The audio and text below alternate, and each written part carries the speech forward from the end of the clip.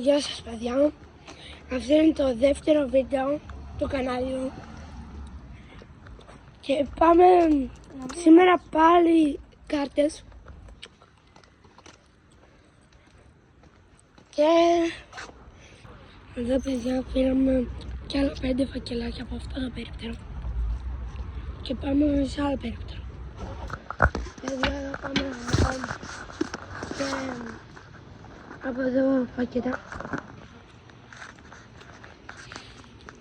Πάμε να ρωτήσουμε πρώτα μου έχει. Έχει.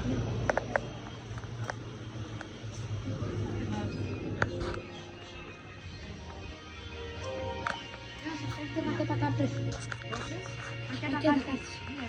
Γίνεται να διαλέξουμε. 12. Γίνεται και να διαλέξουμε.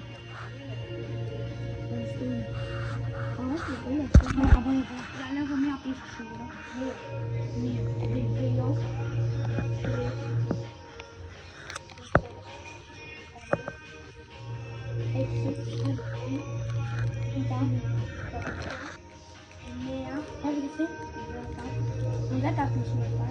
άλλα τρία, το διαλέξω.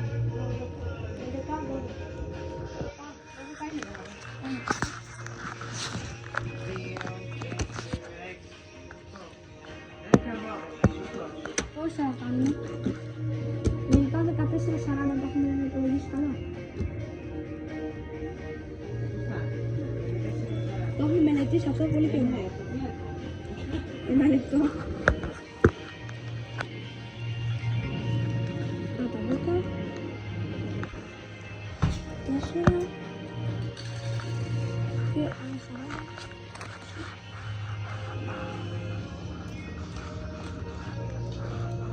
Ελπίστε και τα ρέστα. Πάρε μια τσίπρα. Δεν θέλω. Θέλεις εσύ.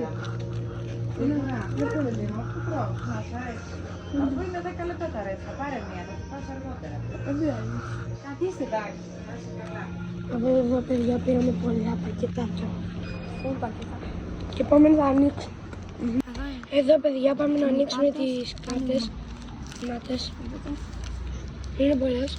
Πάμε να τις ανοίξουμε και μετά θα σας πούμε τι πετύχαμε.